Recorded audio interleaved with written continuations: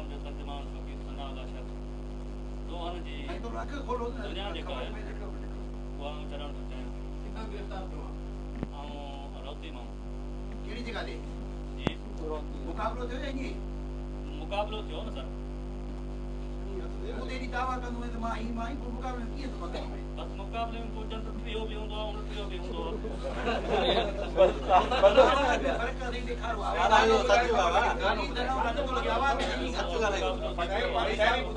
त मां दोहन जी ज़िंदगी छॾे करे आज़ादी वारी ज़िंदगी शराफ़त वारी ज़िंदगी गुज़ारण थो चाहियां।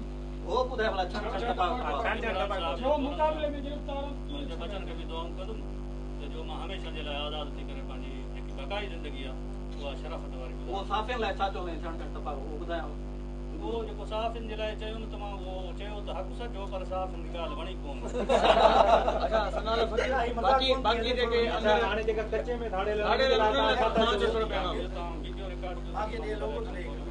फ़कीर जेके ॿिया धाड़े छा थो चवीं तूं बि छॾनि या तुंहिंजी दुनिया छा पैगाम ॾींदी उन्हनि खे? सभिनी जे लाइ जेके बि आहिनि सभिनी जे लाइ अमुन जो पैगाम मां ॾियां थो त पंहिंजी दोहन वारी ज़िंदगी छॾियो। तव्हांजी त पंहिंजी ज़िंदगी ईअं गुज़री वई आहे दोहन वारी दुनिया में ख़राबु ज़िंदगी।